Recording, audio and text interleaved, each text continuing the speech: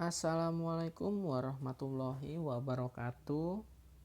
Perkenalkan, nama saya Muhammad Usman Nawawi. Saya mewakili dari kelompok 5 yang akan membawakan materi tentang sejarah bahasa daerah. Sebelum masuk materi, saya akan memperkenalkan anggota kelompok dari kelompok 5. Yang pertama ada Muhammad Fatan Bagus Rianto. Yang kedua ada Muhammad Nugraha Aditya. Dan yang ketiga, saya sendiri Muhammad Usman Nawawi. Ya, langsung saja masuk ke materi yang pertama yang dibawakan oleh Muhammad Fatan Bagus Rianto.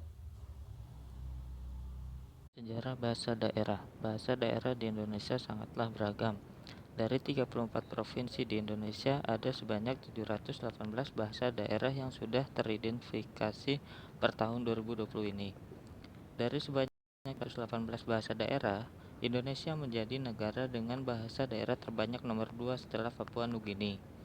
Bahasa daerah sudah ada sejak zaman dahulu, bahkan diperkirakan sejak zaman prasejarah. Setiap daerah memiliki bahasanya masing-masing karena setiap daerah dihuni oleh beragam suku. Contoh beberapa bahasa daerah di Indonesia seperti bahasa Batak, bahasa Jawa, bahasa Sunda, bahasa Madura, dan lain-lain. Selain di Indonesia, rumpun bahasa ini juga tersebar ke Hawaii, Filipina, Madagaskar, dan lainnya. Makanya, bisa saja ada temuan kesamaan arti kata pada bahasa daerah di Indonesia dengan bahasa di negara-negara yang serumpun itu.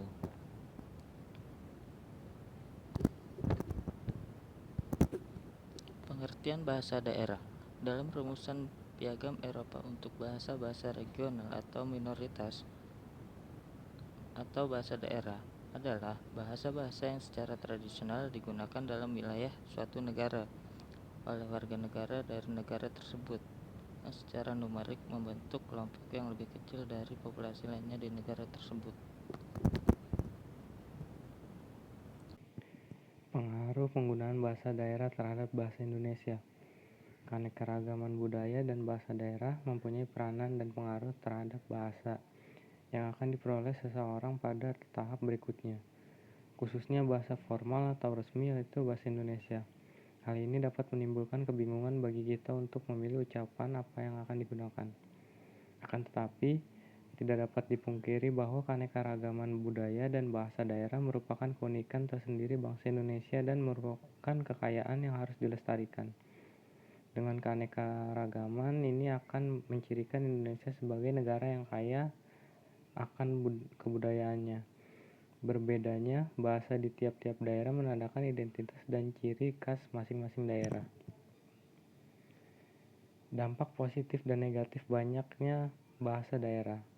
Dampak positif: 1. Sebagai kekayaan budaya bangsa Indonesia. 2. Sebagai identitas dan ciri khas dari suatu suku dan daerah. 3. Menimbulkan keakraban dalam berkomunikasi. Dampak negatifnya: 1. Warga negara asing yang ingin belajar bahasa Indonesia menjadi kesulitan karena terlalu banyak kosakata.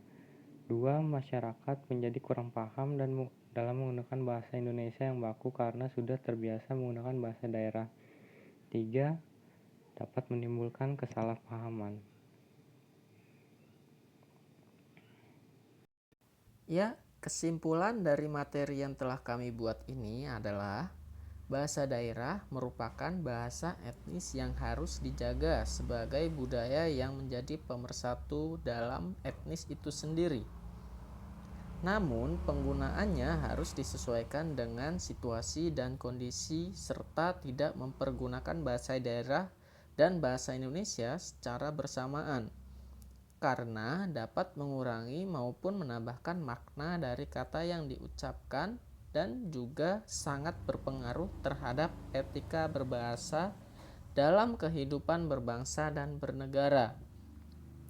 Dengan penggunaan bahasa Indonesia yang baik dan benar, dapat meningkatkan wawasan pengetahuan kita tentang bagaimana cara penggunaan bahasa Indonesia yang baik dan benar, serta segala makna yang ada di dalamnya. Ya, sekian materi dari kelompok 5. Bila ada kurang dan salahnya, kami mohon maaf. Terima kasih.